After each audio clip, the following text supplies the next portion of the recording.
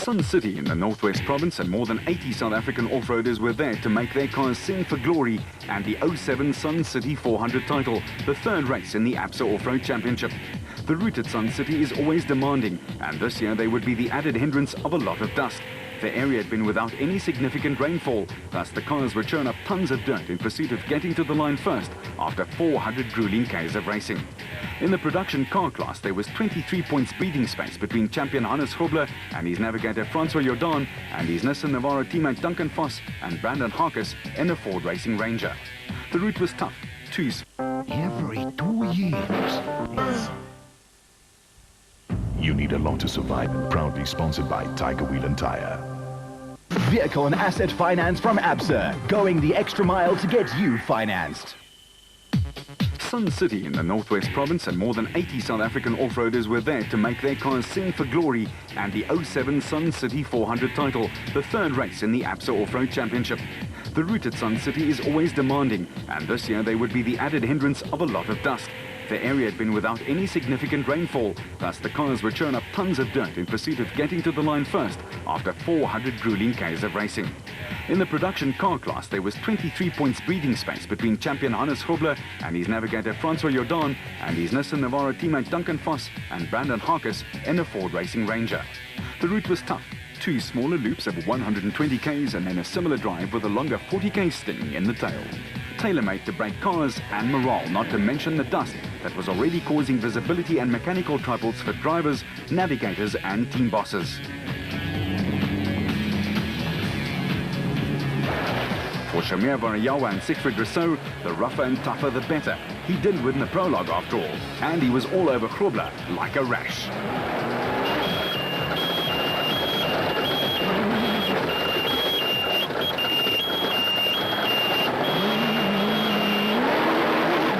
The Atlas Copco of the Harpers was rolling along smoothly. Their win in the Kluhlue event proved that their move to the powerful and slick Atlas Copco outfit suited their racing style.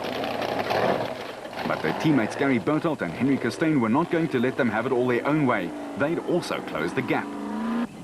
The Barlow World Absolute Ford of Schroeder and Huxtable was next into view, and as they always do, the Ranger Dio was smooth and cautious without being slow.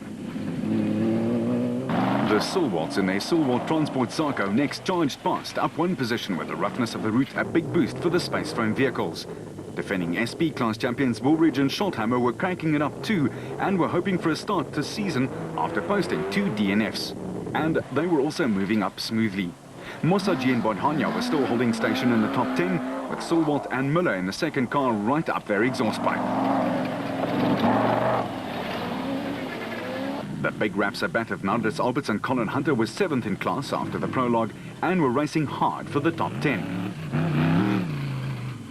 With the father and son, Rob and Gareth Walk in the Super Pave Special speeding along, but only to fall victim to a broken left front upright, which put paid to their challenge. But there wasn't a lot of breathing space. Rearview mirrors had cars in them as far as the eye could see. The third Atlas Copco bat was being piloted by Archie Rutherford and his co Craig Doubtfire, and they were going well too. But the dust was playing havoc with overtaking and getting into engines and eyes. For Hutchison, the new motorized bat was a pleasure to drive. Tollefson and Quinn were steady as she goes, but admittedly were playing a waiting game.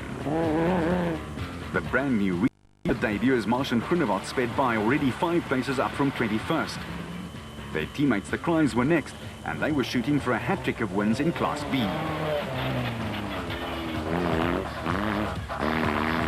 Grenier and Birkin had fixed a power problem after finding a faulty coil, but started off rather cautiously, a fine tactic on this route.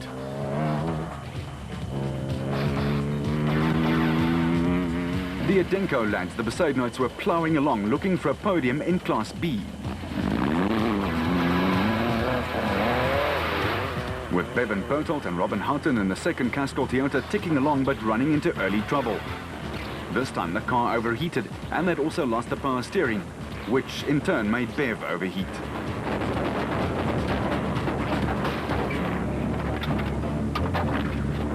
In Class S, Schilling and Davies were making all the right moves.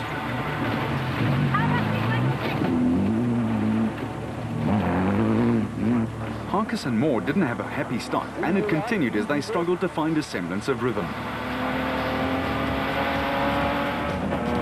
Got it. 300 meters, 90 right.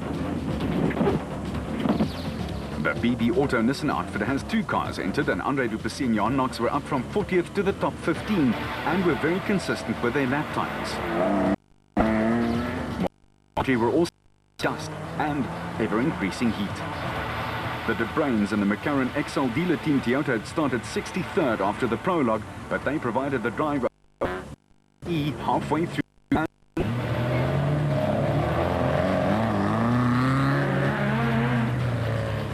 Rowegon's Balkhuizen's were also going well in their Toyota after setting off in 54th position overnight.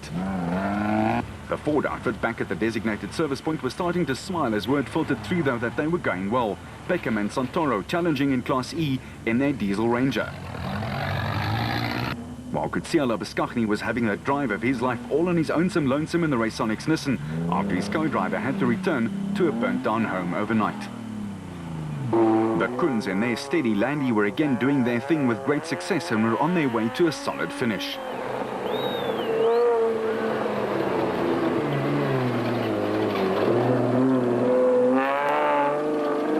With less than 100 k's to go to the finish line of the 07 Sun City 400, Nissan Navara Dio, Duncan Foss and Ralph Pitchford were completely in control and just had to bring her home for a victory, passing backmarkers who were still on their second lap.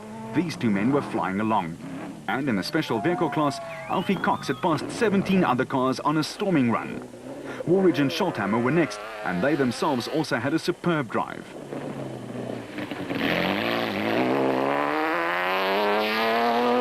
But Krobler and Jordan were battling suspension problems and had slipped to 3rd, a strange sight just of late, Krobler in someone else's dust. Sulwalt and Muller were getting a lot of encouragement from the roadside and were on their way to upsetting a whole lot of big names. They were loading up to record the 3rd fastest time for the last loop. While Cronje and Birken's save the car philosophy was working, they got themselves into the top 5 in the SP class. But their rearview mirror was full of flying Hutchison and Bergman, who'd sorted out a lot of their early troubles in the motorized bat and were indeed flying.